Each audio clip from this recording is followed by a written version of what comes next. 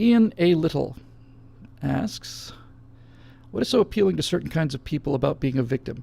I can't stand when people pity me, but it seems that some people have an emotional need for pity and coddling.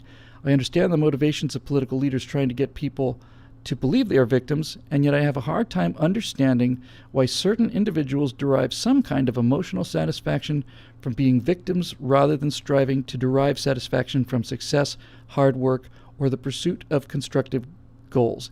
And Ian, a beautifully worded question. If you just have a look at the last 15 or 20 words of your question, you will receive the answer to your question. You've answered your question. Why is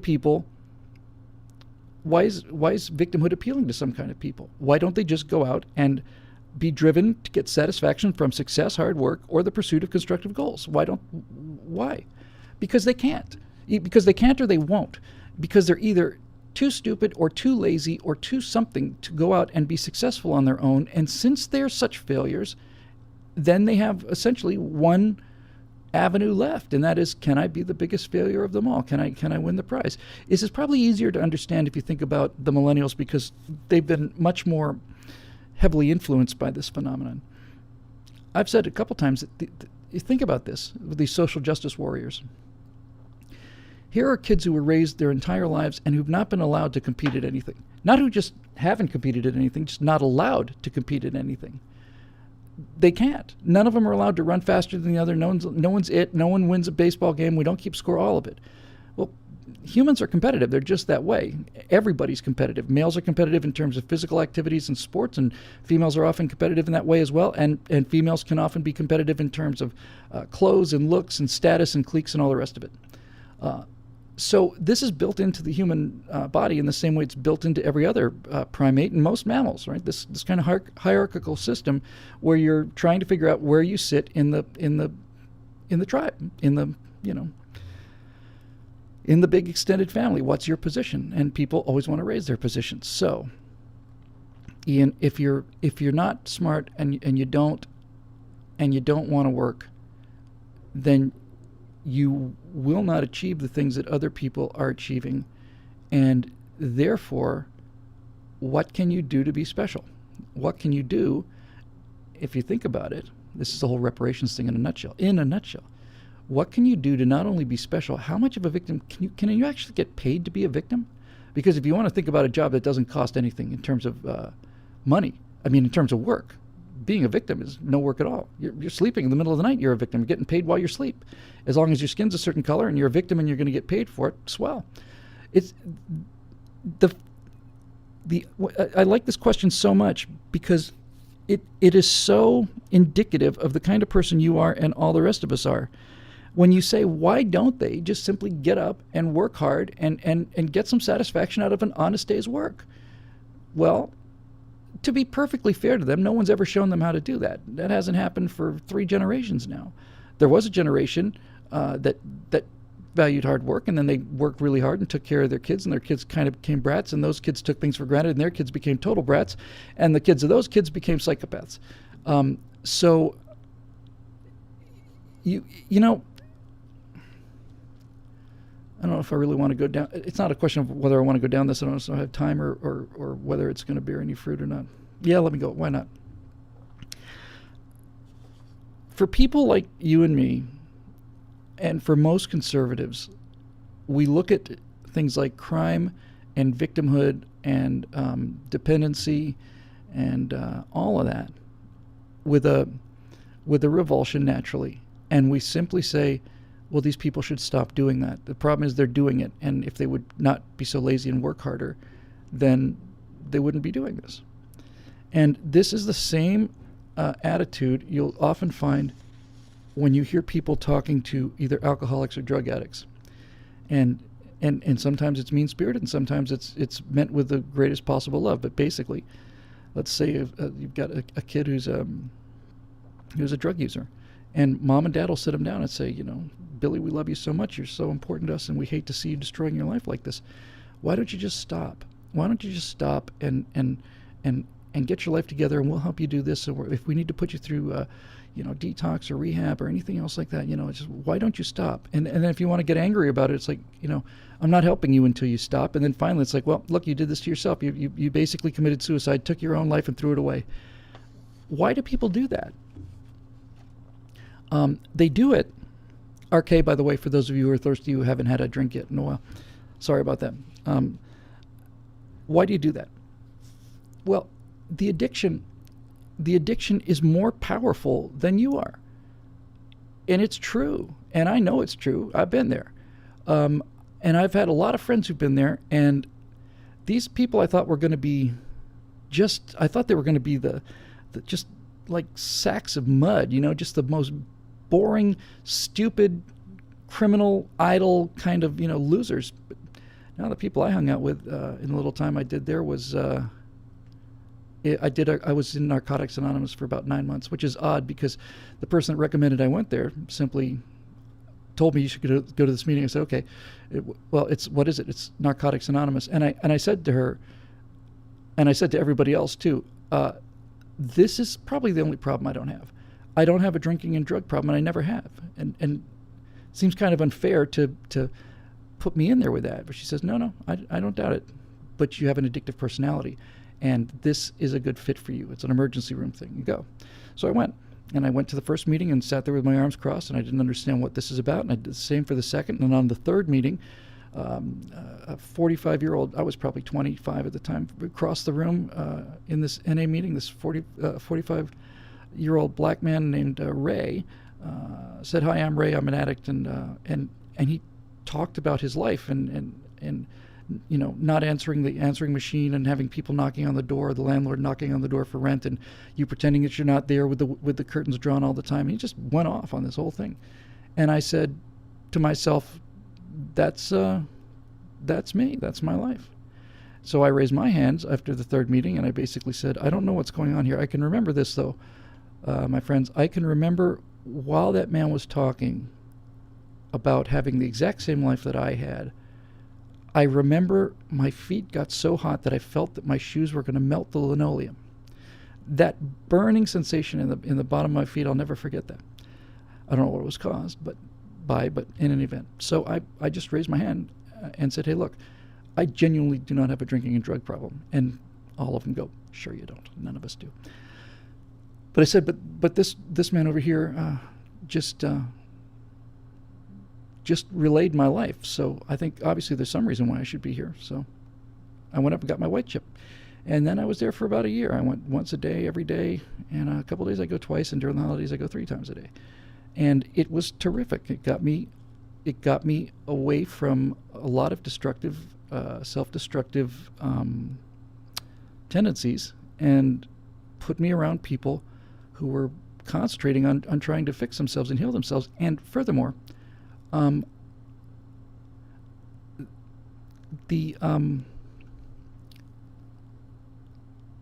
am I trying to say? Oh, to my astonishment, now this was Coral Gables, Florida. I'm ready to grant you that. But these were without question the most interesting, intelligent, and funny people I think I've ever met. And all of them had ruined their lives through drugs. And my life was fairly ruined just through addictive behavior. I didn't have to use drugs. I had an imagination. I didn't have to get drunk. I didn't have to get high. I could just sleep, or I could just go off someplace and just retreat into my imagination and start imagining more things that created more trouble, because it's not the real world. So in any event, I know what it's like to have people say, why don't you just do this? And if you haven't been on the other side of that equation, it's very difficult to make you understand that there are things that are more powerful than your willpower, and they're more powerful than your desire to be a success, and they're more powerful than your ambitions, and they're more powerful than your will to live in many cases. There are emotional forces that are greater than pride, and much greater than pride, because pride is usually, the loss of pride is what usually is the bottom that brings people into meetings, is finally they've sunken so low that they simply can't look at themselves anymore. I was certainly in that position, I would say. But it's a compulsion that is in fact bigger than you. It genuinely, truly is not a just say no kind of thing. And you can tell this by the way people shop for drugs, for example. No one goes out and buys, enough cocaine to last them through the week. No one goes out and buys, I'm going to get, well, here's a little bit of these rocks I'm saving for tonight, and then I'm going to parcel out all the rest of the cocaine so that I've got a supply for 7 or 8, 10 days. No one does that. People go out and buy drugs, and how much of the drugs do? They do all of it. They do the drugs until there's no more drugs left. It owns them. So it's something we have to understand when we deal with the issue of, well, why don't these people just pick themselves up by their bootstraps and improve their lives? We would do that. You and I would do that. I did it. As a result of all of these behavioral issues, 20 years later, I come back from Australia, where my Uncle Ted basically just ejected me out of my life and just said, come on over and hit the reset button. So I did. So I spent 3 months in Australia, got off the plane, coming back. I had $40 in my wallet, $40, and that's all. $40. No money, no car, no nothing, zero. My friend Fritz and his wife got me an interview at, they got me the interview. I didn't get it. They got it for me down in Orange County. Drove down there, and the guy liked me for some reason, hired me on the spot, and advanced me 2 weeks' pay, which was amazing, really remarkable thing for him to do. I went out and bought a $12 bike or something. I rode to work. I got there at 5 in the morning. I'd edit a second project on my time until 9. Then I'd work 9 to 5 on that particular show. And then afterwards, I'd stay and work some more because I was living out of a motel and there's nothing else to do but work. I'd go out and eat and come back and work. That extra job finally got paid off, and then I got my own apartment, and then after a while I got my own car, and then I got a job that was, instead of $650 a week, was $800 a week, then it was $900 a week, then it was $1,000, and so on. So it's kind of odd, and this is maybe my great strength in life and in this business, is that I've been on both sides of many issues.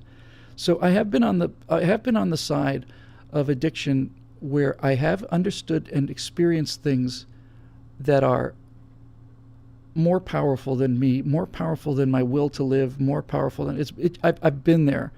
And at the same time, I've also been one of those people who, in fact, lifted himself up by his own bootstraps because he could, and done it a couple times, but just keeps getting back up.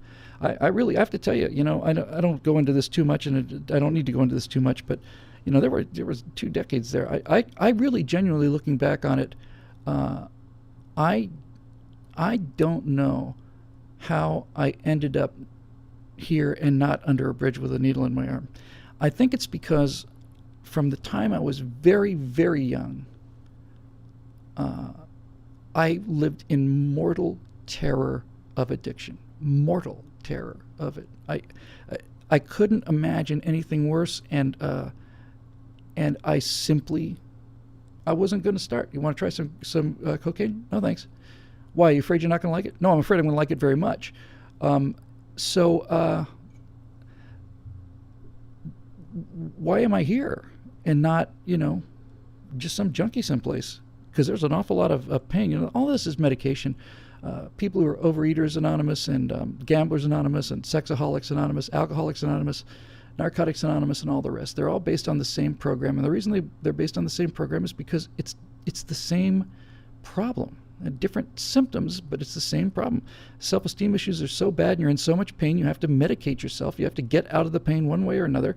And that either means you get high for 10 hours, or you get yourself drunk all night, and then or you just eat a lot more than you should, or you basically gamble away the kids' college funds just for the thrill of that moment. It gets you out of the pain. It's self-medication.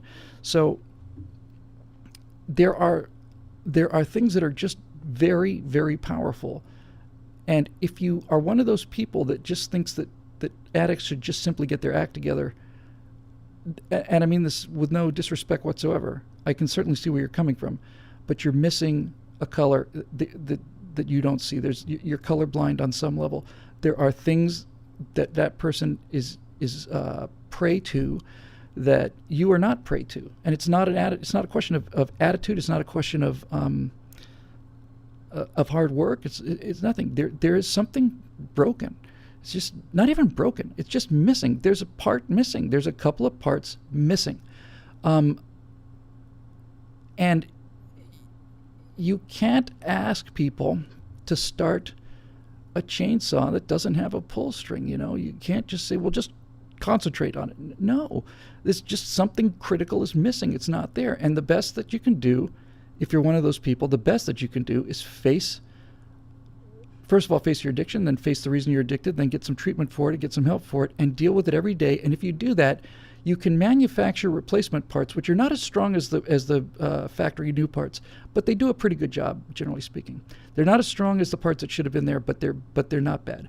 And the more you do it, the more the better you get at it. And that's basically it. You have to reconstruct. You have to construct a personality and an inner parent that you didn't get, and that's why people are drug addicts, and that's why they're gambling addicts, and it's why they're alcoholics. They're medicating themselves from the pain of missing pieces of their heart and brain. They just didn't develop. And I'm not kidding either. I'm not saying they didn't develop like emotionally. They physically didn't develop. There are things that happen to kids who are either abused or neglected or whatever, and there are physical problems with them, and there are certainly a lot of emotional problems with them, and that is reality. And if we don't take this reality into account, then we're not only not good people, we're also not going to solve the problem. You have to come from a place that understands that some behaviors are bigger than your willpower. And so back to this whole issue about, why do people want to be victims? Some people want to be victims because they want to be victims. Some people want to be victims because they need the attention, and they don't get attention otherwise. They don't get to be an internet celebrity. They don't feel that anybody listens to them. They don't feel like anybody knows they're alive, and in many cases, except for their cats or whatever. And they come home and they think, if I died today, how long would it take until somebody found out? 5 or 6 days, maybe, for the smell to permeate through the door. That kind of loneliness and isolation is a powerful force. So I think the answer to this victim thing is to look at it to the crime thing. If I had the power, this isn't coercive power, thank God, but if let me put it this way. Let's say that the president said, Bill, your job is to reduce crime as much as possible in this country, and we will give you whatever resources you need in order to do this. There's no question what I would do, and I know this would be to solve the problem. I would do it instantly, and it would be the problem solved. I would take all of these high crime neighborhoods, and I take all of the individuals in these pits of violence and murder and stuff, and I would disperse them into the population. I would just disperse them into the population, because they do these things because they don't know anything better. It's not a question of ignorance. They've just never been shown it. They don't know anything better. This is all they know. I'm sure I told the story about this guy who was a writer in San Francisco, and I think it's just kind of a Jewish white guy, and he decides he's going to go live among the poor people in San Francisco. So he did. He went and lived in the ghetto for like 3 years or something. And this is an intellectual, and he goes and lives with poor people, and he gets along with them because he's straightforward, he's honest, he's not trying to be anything he's not. And then he sees examples of behaviors that mystify him, but that make perfect sense in that world. And the reason they mystify him is because he's been taught better, and these people haven't. And one example I'll never forget was he was saying he lived on like the 3rd floor of this apartment, a narrow little ghetto apartment, with the light fixtures taken off for the scrap metal. And by the way, that's what destroyed these inner cities, is when scrap metal companies just didn't care about where the metal came from. Somebody comes in with a couple of brass light fixtures and they get paid $2 for it. That's now you've got incentive to tear a building apart, but I digress. So he said he lives in this apartment on the 3rd floor, and one of the families up there had found a couch on the side of the road, and it was a pretty good couch. So they brought it home, and they took it upstairs, and the old couch they had, the crummy couch, they took outside and left it in the hallway. And they left it in the hallway forever. And you had to step on it to get past it. You couldn't even skid past it. You had to actually walk over it to get to the other side of it. And it stayed in the hallway for months. It may have stayed there until he left. So what's going on here? You know, what's going on here? It's obviously a fire risk among any other things. It's not only inconveniencing your neighbors. Every time you come back to your own apartment now, you have to go through this and step over this bloody couch. Why? What's going on? And what he realized was that they simply didn't know any better because they'd never seen it. Some of this may be a cognitive problem, you know, but it's not all. Most of it isn't. They just didn't know. And I remember when I first did my first speaking engagements up in Utah, and I saw Welfare Square in Salt Lake City that the Mormons were running, and I thought, wow, it's a really nice facility, and they're really doing a lot of good. But they started talking about things, and I realized this is actually the solution. They said, we don't just give people checks. We make them, well, we don't make them do anything. We don't just hand out checks. We have opportunities for them to come in and do work, and this work is supervised from the ground up, and the more they do, the less we have to supervise them. But they go home at the end of the day with a paycheck. They don't go home with a handout. They get a paycheck. They did 8 hours of work, and here's their pay. I thought that's important. And then he just kept on going. He just wouldn't stop. He said, and each one of these people that come to us for help is essentially assigned a family, and they either live with them or they don't, but they spend time with this family, and the family teaches them how to cook rice and chicken. They've never known how to do this in their lives. No one ever showed them. No one ever showed them how to do this. And they leave their garbage outside on the curb like everybody else does. But now they're not living in an environment where everybody leaves their junk on the curb. Now they're living in an environment where everybody keeps their streets clean except for you.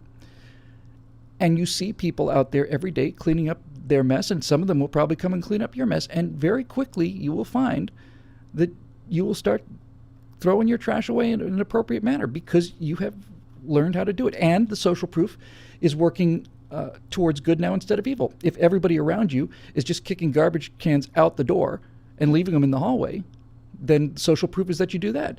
But if everybody's going to the trouble and the extra effort, because it is harder to be clean than it is to be dirty, and it's harder to be law-abiding than it is to be a criminal. When the social proof is going the other way and everybody is doing this, it's not a question of see how much nicer the neighborhood looks. It's like, well, I don't want to be the only guy who's doing this. I would take poverty and I would disperse it through the population.